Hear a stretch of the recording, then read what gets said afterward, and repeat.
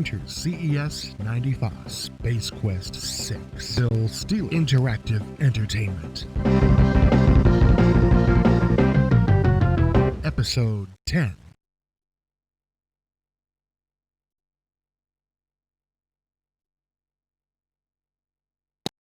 Batten your hatches and brace yourself because the universe's most incompetent janitor is back to take up valuable space on your hard drive in his silliest adventure yet, Sierra's Space Quest 6.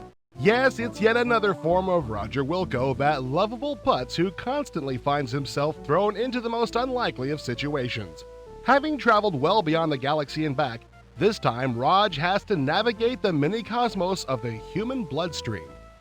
Roger ends up being the subject of a kidnapping plot and is ultimately saved by a fellow member of his spacecraft deep ship 86, and in turn, Corman Stellar Santiago, who saves Roger, ends up being targeted by this evil villain who tries to take over Stellar Santiago, and so Roger must beat this villain who ends up getting injected into Santiago. While traversing the near reaches of inner space, Wilco is sure to run up against more than just hostile white blood cells. He and the audience are going to be subjected to some of the corniest, most outrageous science fiction jokes the known universe has ever known, with the source material ranging from Alien to Silent Running to, of course, Fantastic Voyage. Yes, bad jokes are what this series is all about, and Part 6 will deliver in spades. As with almost all adventure games these days, this is a CD-ROM only product, and so there's lots of extra room for unbridled silliness, not to mention full multimedia sound, 15 different voices, and lots of musical effects. In fact, there's about 90 different rooms in the game represented with both machine-rendered and hand-drawn artwork. Of course, some of these rooms are actually the stomach, pancreas, gallbladder, and other vital organs of Roger's colleague, Corman Stellar Santiago. Get it? Corman Santiago? Get it? Along his travels, Roger will also get a chance to experience the latest and greatest new kick-punch main gouge game, Stooge Fighter III.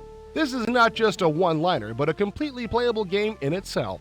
You have, obviously, the three different Stooge characters, and instead of fighting them in traditional battle with guns and weapons, you are fighting them with your classic Stooge antics, like poking in the eye and slapping in the face and that type of thing.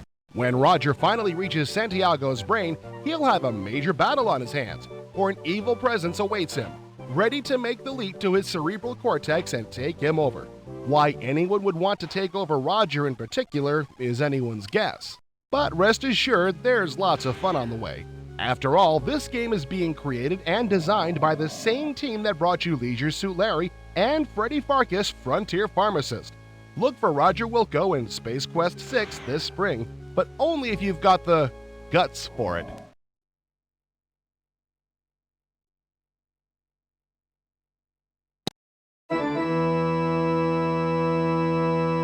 Although good computer horror games are few and far between, there are a number of creepy delights waiting in the wings.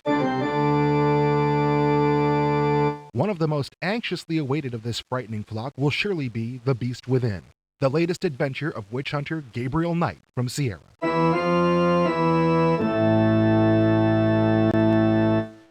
The original Gabriel Knight, Sins of the Fathers, quickly became a critic's favorite for its strong emphasis on character and mood, but some were put off by the animated graphics, which were not exactly cutting edge. No one will be able to make that complaint about The Beast Within. It will benefit from Sierra's brand new multimedia studio, constructed for Phantasmagoria. Like Phantasmagoria, The Beast Within will feature digitized actors walking against computer-rendered backgrounds. This is the new Gabriel Knight. He sure looks right, even though he may not have the distinctive voice of Tim Curry. Curry was one of several celebrities who lent their voices to the first Gabriel Knight game, including Mark Hamill and Michael Dorn. Sierra was unable to tell us their casting wish list for The Beast Within, but they did say that they're not interested in name power as with maintaining authentic atmosphere. If nothing else, the Gabriel Knight series will certainly become known for colorful scenario locations. The original game led the player into the voodoo secrets of the New Orleans French Quarter. Now Gabriel is exploring his German ancestry in the land once known as Bavaria, and becomes caught up in an adventure revolving around King Ludwig II, Richard Wagner, and werewolves. As with the first adventure, Gabriel's only hope of solving the mystery is extensive conversation with the locals. His best chance to gain this information is to join an exclusive club, trading on his German heritage to win admittance. Of course, Gabriel's faithful secretary Grace is not one to be left out of the picture. In fact, she comes into her own in The Beast Within, following her own researches and discovering numerous critical facts. Gabriel Knight is not a pleasant character, but he is a well-rounded and interesting one. The Beast Within promises to maintain the high standards of writing and character from the first game, and to vastly improve on the graphics. Look for it this summer.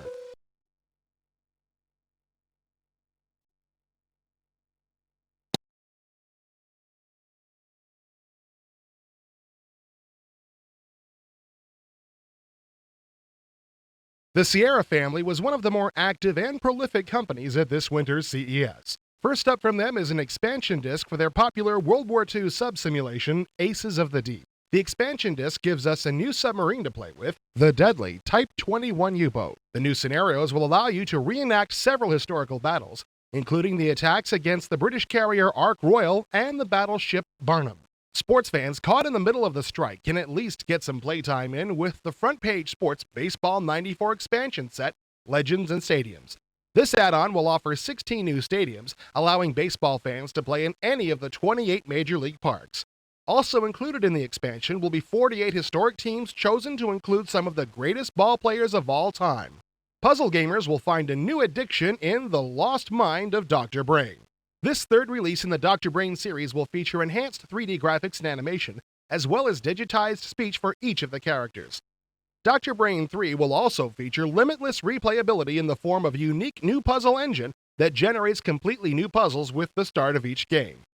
Fans of MetalTech Earthsiege will have their hands full with that game's upcoming expansion pack. In addition to supplying 3 new campaigns, the expansion pack gives you 1 new Herc to play. The Cybrids will also have new toys, the Diablo and Headhunter. To fend them off, you'll have a new weapon, the Plasma Launcher, and you'll be able to steal Cybrid secrets to update your older guns. Still in production, is the Roberta Williams-penned chiller Phantasmagoria. This interactive horror movie will feature 900 3D rendered backgrounds and 16 main characters, all brought to life by real actors. This monster is currently slated to fill up 6 CDs, but Sierra insiders are now saying that it will spill over into 7. This scary project should find its way to the store shelves sometime this spring. One of Sierra's most enduring characters, Roger Wilco, will be back for more abuse in Space Quest 6.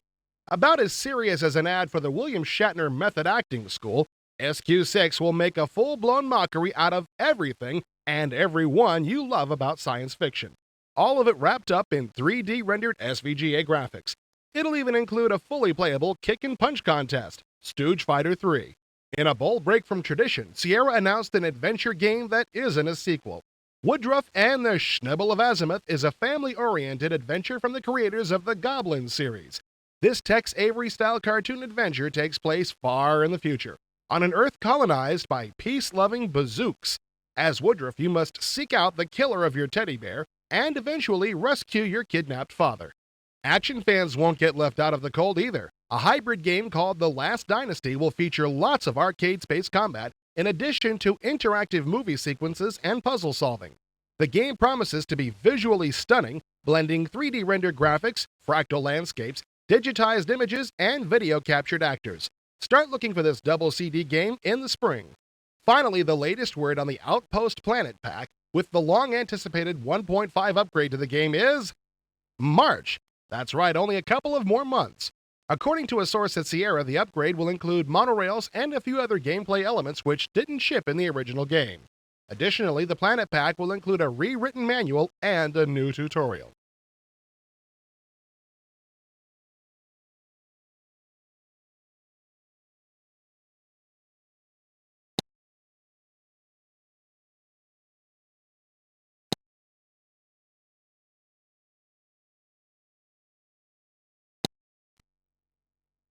It's brain teaser time, Rube Goldberg style. The Incredible Machine 2 from Sierra is just what the doctor ordered. An incredible test of the mind and patience. The Incredible Machine 2 is hard to resist. Many people who played the original Incredible Machine praised it as the finest puzzle game to come down the pike in a long time.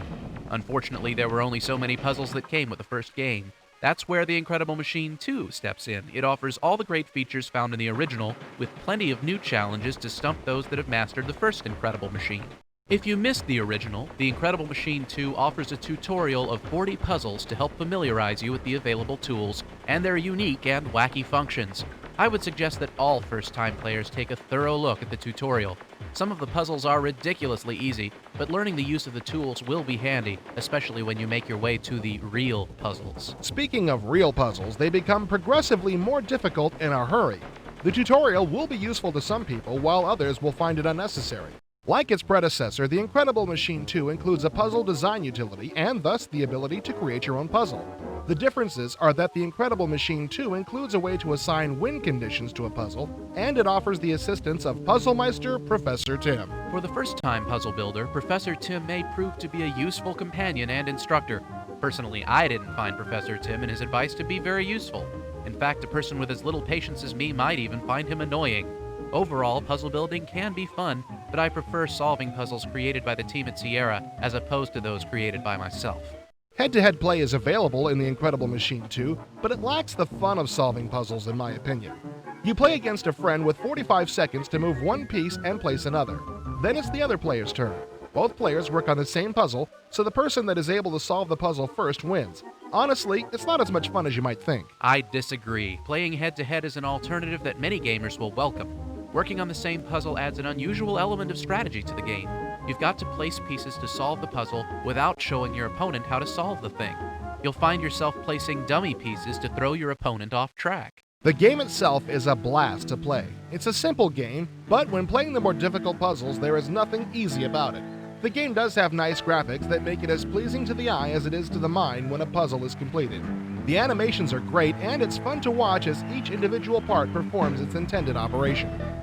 Complementing the great sights of the game are sounds of the same quality. Many of the numerous parts make noise when in operation. Rockets blasting off, cats meowing, you name it, and it has a sound that fits it perfectly.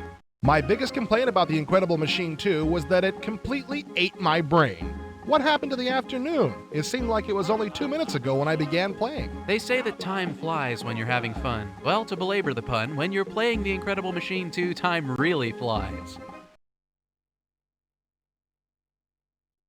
Sierra's King's Quest series has already established an unusual direction for itself, but even the 7th installment, The Princeless Bride, forges ahead into completely untrodden territory.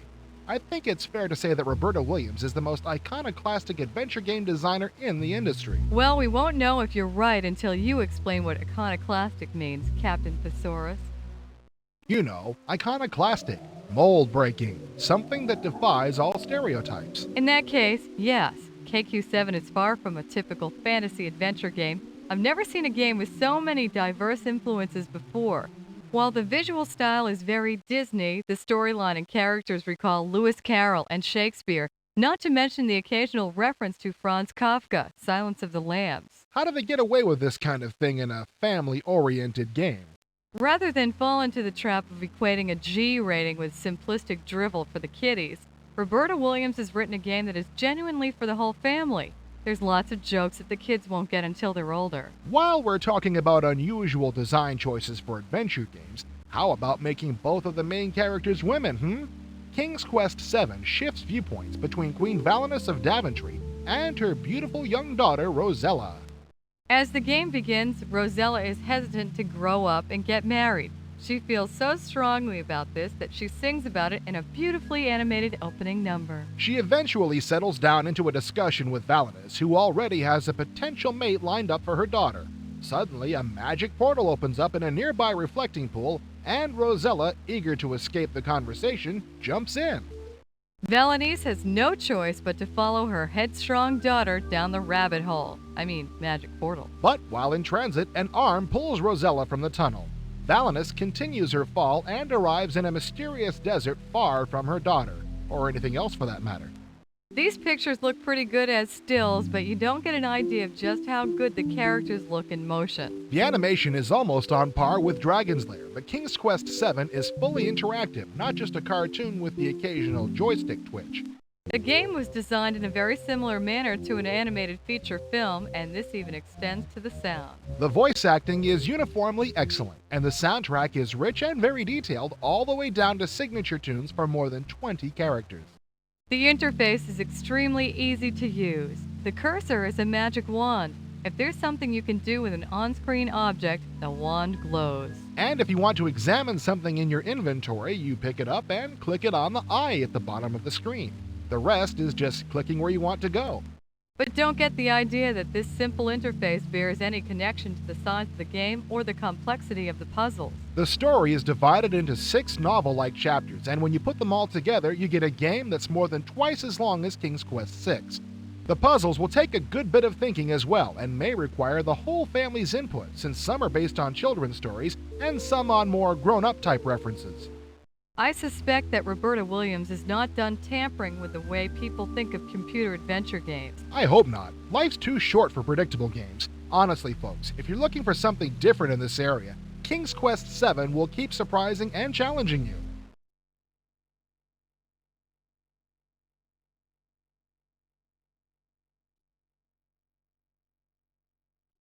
Interactive Entertainment is the world's #1 selling CD mag, and now you can have IE delivered to your door every month and save up to $60 off the newsstand price. Our reviewers give you a guided tour of the most current releases, letting you know which games are must-haves and which ones deserve a leash.